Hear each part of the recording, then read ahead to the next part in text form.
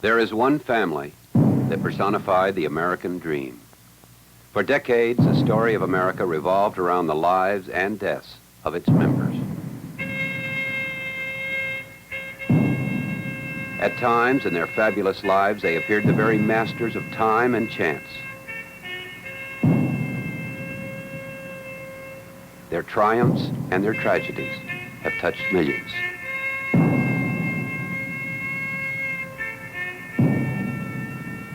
These are the Kennedys. This is their story. Their political first. Jack, the youngest man ever to be elected president. Bobby. That's all right. Don't get him excited. This is my first trip to Europe, and I was very excited. I couldn't even sleep last night. The first American to serve in a brother's presidential cabinet. And when Teddy was elected, the Kennedys became the first family to elect 3 sons to the United States Senate. They brought a family approach to American politics. One for all, and all for one.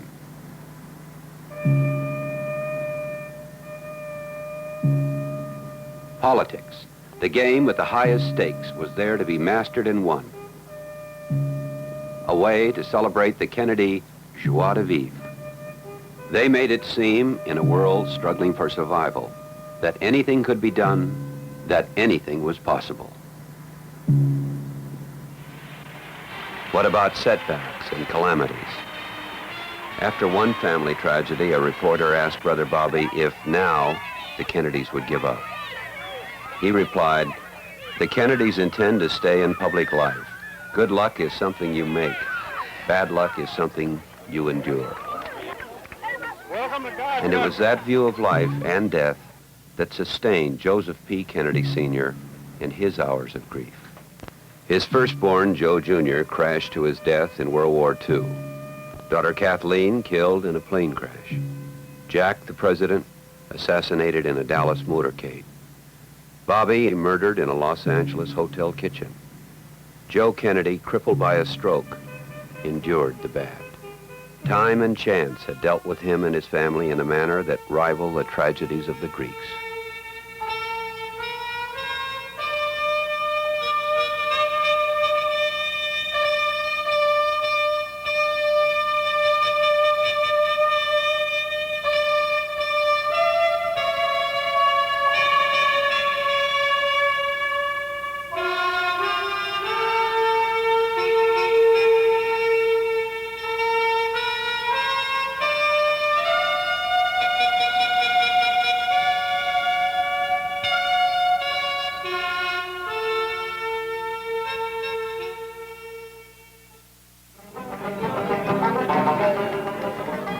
Joseph P. Kennedy's grandfather was an Irish peasant.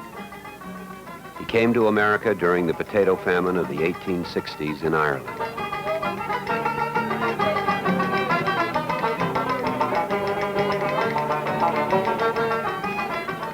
Joe's father was a saloon keeper and a ward-level politician who eventually served in the Massachusetts legislature. Joe would remember to his dying day the signs, "No Irish need apply." But he got a better start than most Boston Irish of his day. He was educated with the elite at Boston's Latin School, then at Harvard. And when he married Rose Fitzgerald, the daughter of Mayor Honey Fitz, it was a union of 2 politically powerful Irish families. With the help of his father and father-in-law, Joe became the youngest bank president in the United States. People took notice of it. That fellow has something, they said. But not the right people. Not the people who mattered. To the Lodges and the Cabots and other proper Bostonians, Joe Kennedy was an upstart. A brash, aggressive, money-making Irish Catholic. Joseph P. Kennedy couldn't join their country clubs. His wife, Rose, educated in Europe, couldn't join the Junior League. His children were not accepted as equals by the offspring of the Boston Brahmins.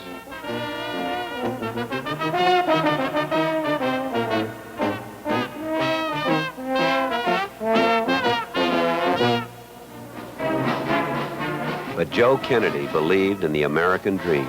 He was out to prove it true. He had wit and charm and brains, and he had luck. During World War I, he became an executive in a shipyard, and there had his first encounter with Franklin Roosevelt, then Assistant Secretary of the Navy.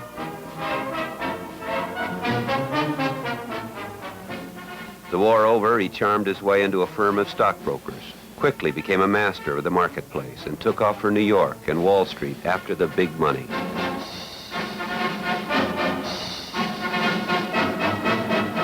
Here again, he learned and earned, but seemed still to be looking. Then came Hollywood. He refinanced major studios, produced films, met Gloria Swanson, formed a friendship and a company with her.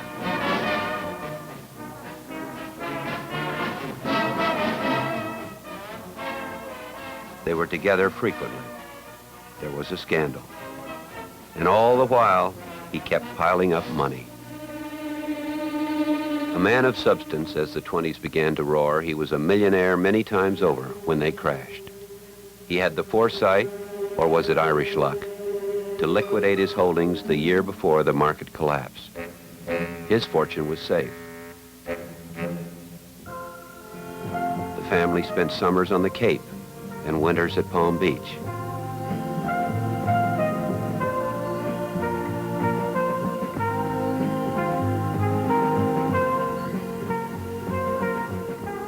For the Kennedy family, life was unchanged.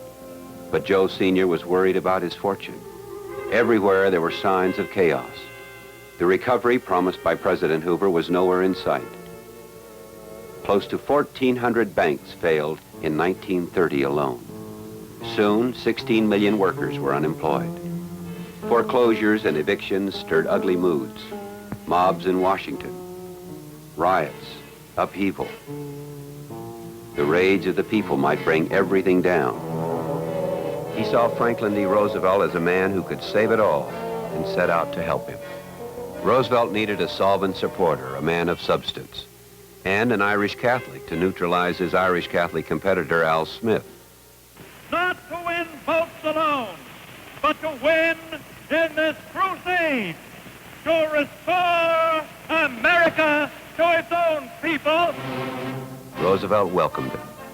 Kennedy contributed $25,000 to the campaign, loaned the Democrats $50,000 more, collected another $100,000 from his millionaire friends.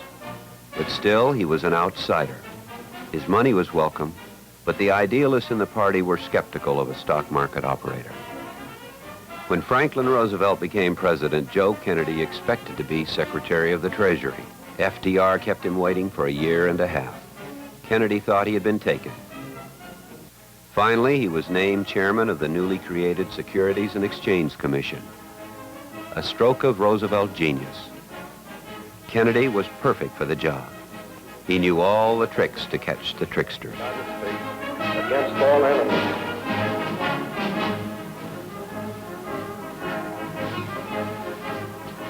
The SEC established, he resigned to work on FDR's re-election.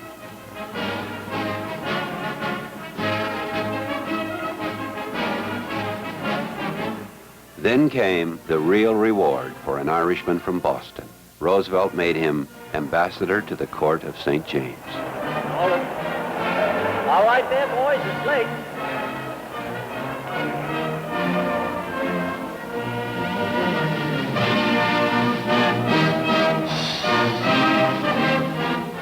He loved England.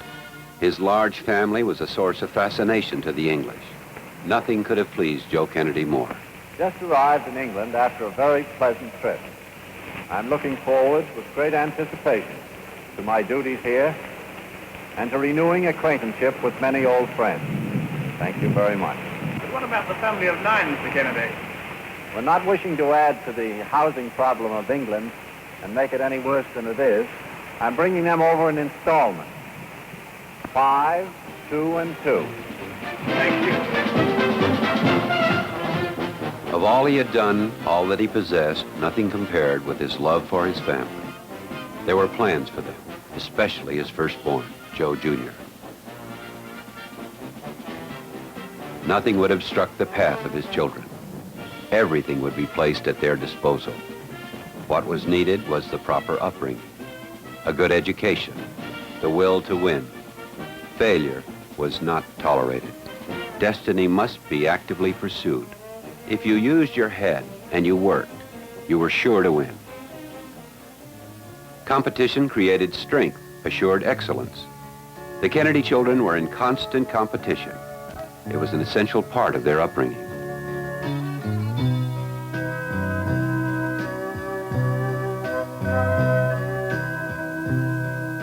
They were taught to rely on one another, but also on themselves. Joe Jr., with his dad so often away, was almost a surrogate father.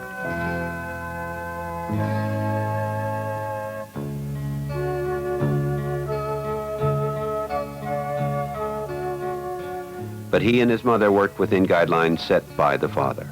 Loyalty to the family, allegiance to one another, respect for, but not fear of those above.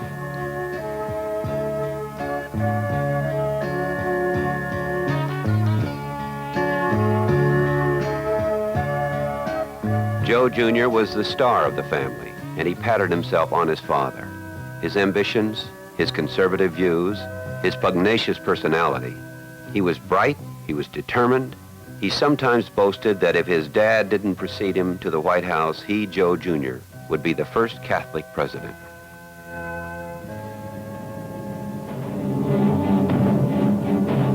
It was now the latter part of 1938, no time for personal plans. Hitler was becoming more and more menacing. Each day brought new threats of war. In England, Prime Minister Chamberlain was convinced that war could be avoided. He said that Hitler, despite his ruthlessness, was a man to be relied upon when he had given his word. This was a policy of appeasement. Ambassador Kennedy, influenced by Chamberlain, agreed with this policy. He also felt that the German war machine could not be beaten. Hitler took Austria, then was handed Czechoslovakia. He threatened Poland. The terrors of Nazi genocide, wanton murder, and destruction became commonplace. It was during this period, while Hitler swallowed up his neighbors, that the ties between Kennedy and Roosevelt became strained. Some Roosevelt advisors thought Joe talked too much. My Lord Provost, my lords, ladies and gentlemen, it may be that we've talked too much about international relationships. It seems that every time I meet somebody now, we spend all of our time discussing the terrible state of the world and the disaster hanging over our heads. Certainly, we hear very little else at public gatherings.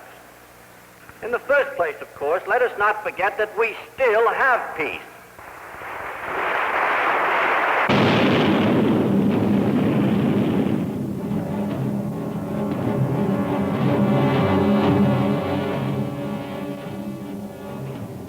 The Nazis invaded Poland. England declared war. Kennedy phoned Roosevelt at 4 a.m. in Washington, awakening the president with the news. Upset and gloomy, he was predicting chaos and anarchy, no matter who won.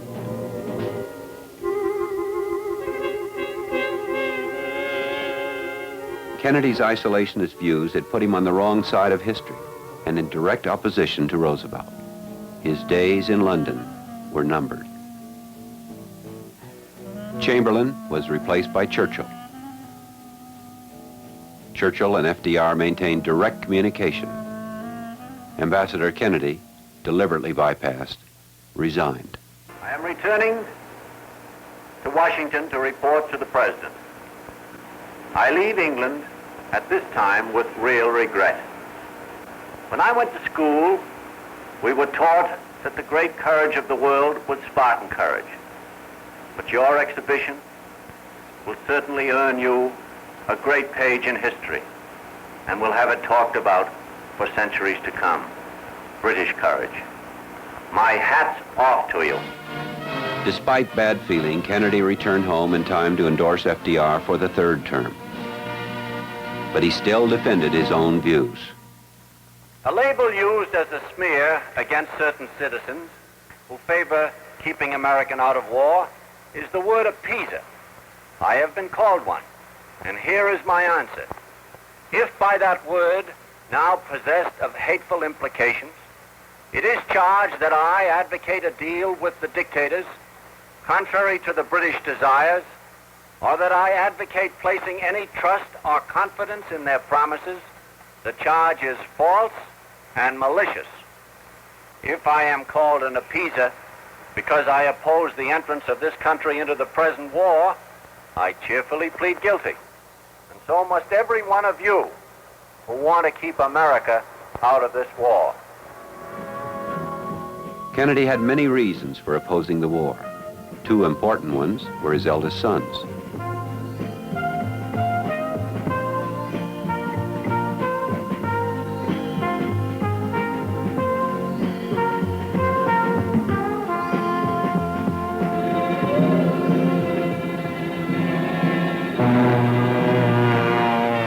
Then came Pearl Harbor.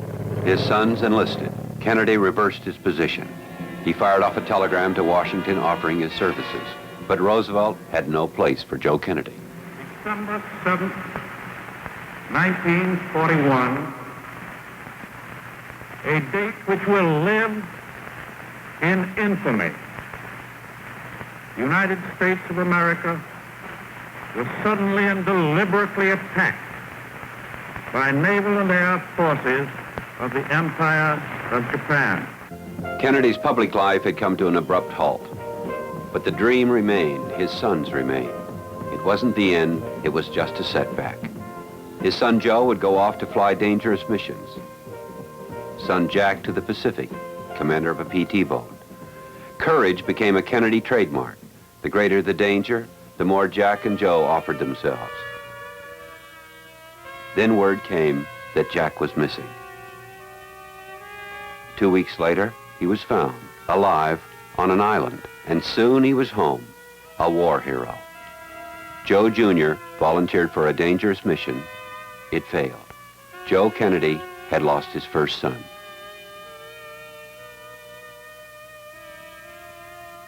The plane, full of explosives, had blown up shortly after takeoff.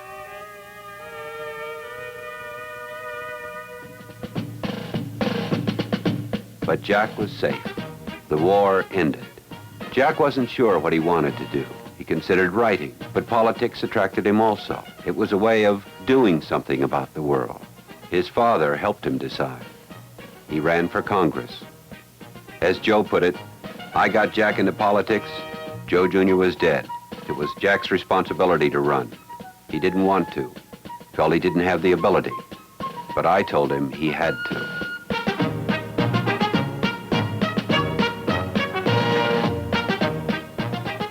It was like being drafted, Jack explained. My father wanted his eldest son in politics. You know my father. And Jack grew in the role. By now, Joe Kennedy himself was back in public life, working on a commission to revamp the federal government.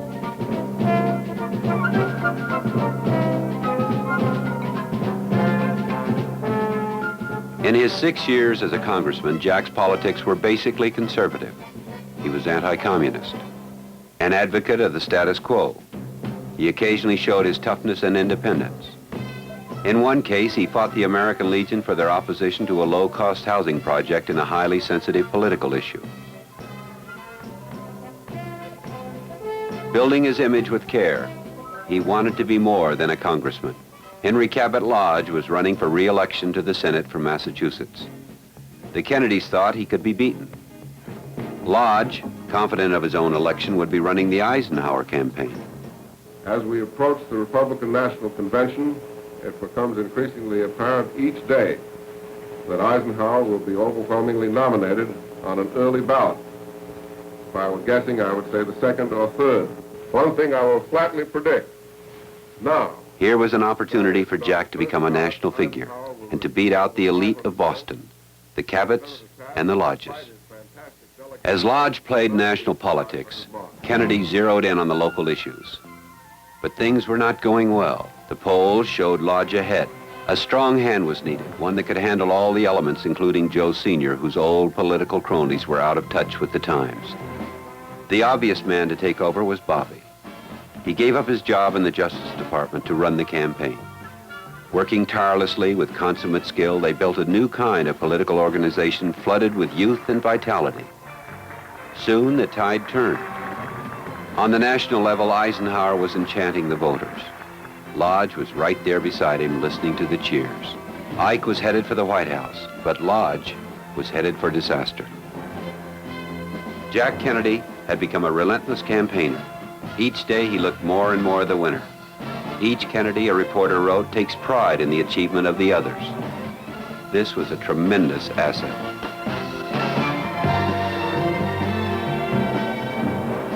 Yet one man troubled the Kennedys and millions of other Americans for different reasons. Joe McCarthy, junior senator from Wisconsin, a political opportunist who capitalized on fears of communism. Professor Owen Latimer spoke out against McCarthy and his methods. That these innuendos have had on the success of my mission and the foreign policy of the United States.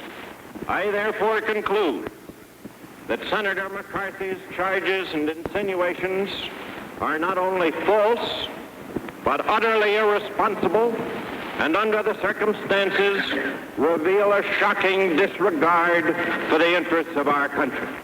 That's what he was to some, yet to others he was a hero. But for a politician, no matter which side you were on, McCarthy was no man to ignore, no man to cross. For failure to answer the questions that have been propounded to us. If Irish Catholic McCarthy spoke for Lodge, Boston Irish Catholics might just listen.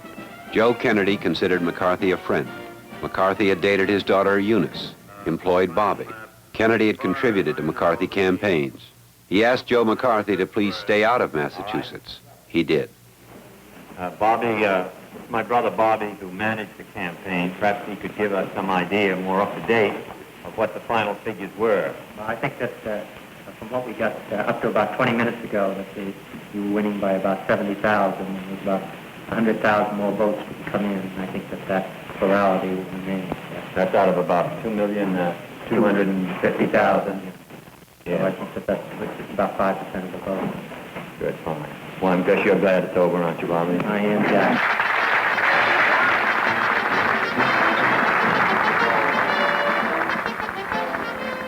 The distance between Boston and the White House had shrunk significantly, and the lodges had been set back. It was a double victory. The following year, Jack married. He had met Jackie before the 1952 campaign, but the plans were kept secret. Jack was getting grand publicity as Washington's most eligible bachelor. National magazines competed to feature him on their covers.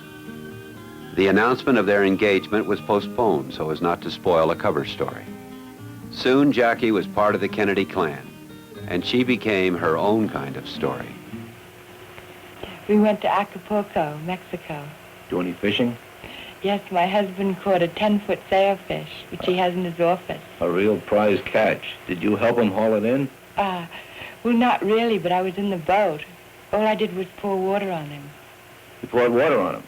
Yes. You say him, you mean the fish? Well, no, the fish just came? My husband. On your husband? Because it was so hot in that boiling sun, and he had to fight the fish for about 3 hours. So I just stayed there pouring water on him. Jack was becoming a national figure. He backed Adlai Stevenson for the Democratic presidential nomination. Stevenson, recently divorced, felt a Catholic spokesman would be useful. He also wanted an up-and-coming young Democrat. He chose Jack to make the nominating speech. The 1956 convention brought real prominence. Fellow delegates, I give you the man from Libertyville, the next Democratic nominee, and our next President of the United States, Adlai E. Stevenson.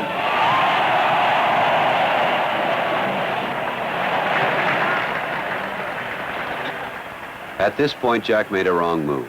Adlai Stevenson threw the choice of his vice president to the convention. Jack jumped for it, against his father's advice, and he missed. Joe Kennedy thought Adlai couldn't win and didn't want the defeat blamed on Jack. Jack was disheartened. Mr. Chairman, with thanks to this great free Democratic convention, I request that my name be withdrawn in favor of my colleague, Senator Estes Kefauver. Hello. Surprise. He didn't like losing, but in the process, he had tested himself on the national scene and set his aim directly on the presidency. Ladies and gentlemen of this convention, I want to take this opportunity first to express my appreciation to Democrats from all parts of the country, north and south, east and west, who have been so generous and kind to me this afternoon.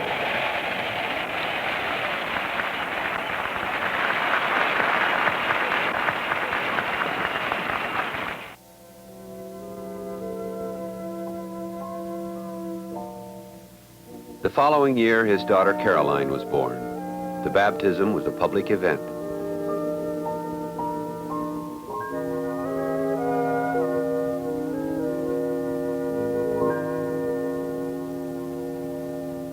Then Jack ran for re-election to the Senate. As usual, the family was there. At home with the Kennedys. An informal visit with the family of Senator John F. Kennedy. Mrs. Joseph P. Kennedy. Good morning, friends. 6 years ago, when my son Jack was a candidate for the Senate, we had this little half hour on television. Many of you, most of you I think, seem to have enjoyed it. And so we arranged to have it again this year. Of course, there have been a great many changes in the family. The girls, who helped so much before, have been married and have children of their own. And so they have not been able to help Jack as much. But we have a charming addition in the person of Jacqueline, Jack's wife, who has been campaigning with him during the last few months and whom I know many of you have met. Won't you tell us, Jacqueline, a little about your experiences? I've enjoyed campaigning so much, Mrs. Kennedy. Since September 15th, Jack and I have been traveling through the state trying to meet as many people as we can. Your youngest son, Teddy, who, as you know, is campaign manager, set up the schedule for us last summer, and now he joins us whenever he can get away from law school on weekends. We visited 184 communities, and I think slept in nearly every city in Massachusetts. And we must have shaken hands with nearly everyone in Massachusetts, too. Well, congratulations, Jackie. And congratulations to Jack that he found a wife who has so enjoyed the campaign. Of course, with us it was a little different because we were born into a political atmosphere. But with you, it was quite a new experience. I know. Jack has been ungallant enough to say in speeches that you've been campaigning for 65 years. I realize, of course, that he refers to Grandpa Fitzgerald carrying you around in his arms when he was mayor and you were a tiny baby. Well, that is not quite true, because in those days, of course, the women did not have the vote. First question is, how many babies did you kiss in this campaign? Well, I didn't kiss enough, I guess, but I did manage to. There didn't seem to be much desire on their part, but in any case, we saw a lot of mothers whose hands we shook in. The publicity was reaching the people and the politicians, You are a Democrat, but there were hurdles on the way to the presidency. Jack's youth, his inexperience, and he was a Catholic. No Catholic had ever been elected president.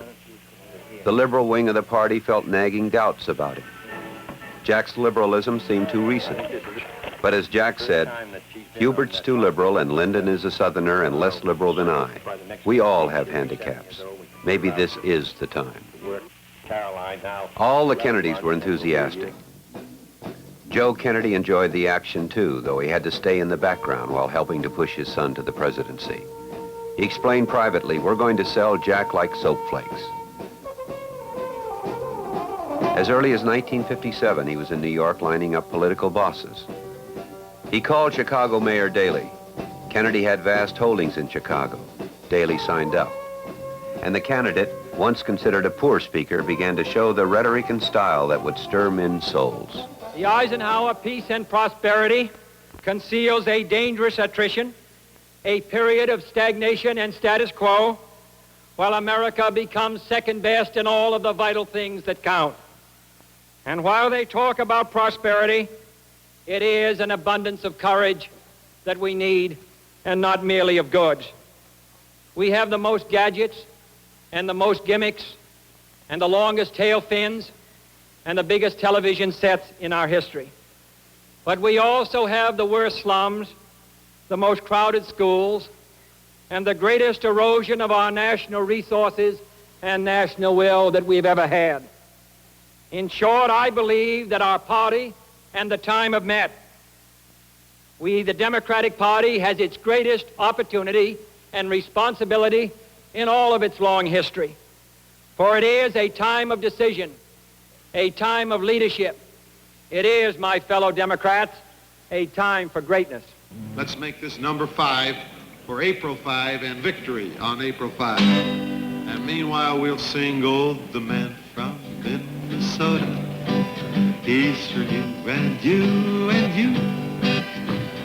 Fights for all the people, not for just a few. On the farm, and get him applause there, Miles. Jack had to enter the primaries to prove his vote-getting ability, and that route was blocked in Wisconsin by Hubert Horatio Humphrey. Is the very best man for all. So let's all march together. And on election day, everyone is voting for Jack, 'cause he's got what all the rest lack. Everyone wants to back Jack. Jack is on the right track, 'cause he's got high hopes. He's got high hopes. This was Humphrey's backyard, full of farmers he had helped for years. A Humphrey victory here would be a major blow to Kennedy's campaign, if not the end. But there was no other way.